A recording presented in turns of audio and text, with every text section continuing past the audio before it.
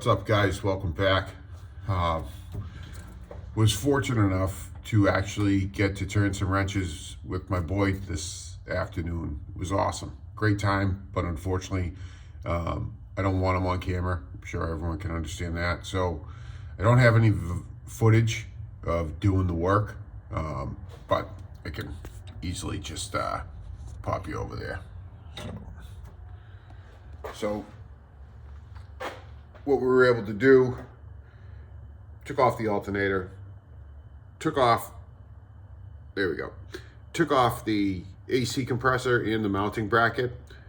And also underneath that, what normally would be way down here is going to be your pulley for your Smog pump. I've already deleted that, so I got rid of the deleted pulley. When I probably put it all back together, I'll just get a shorter belt and just disregard it all together. But we're getting closer every day, doing a little bit here and there.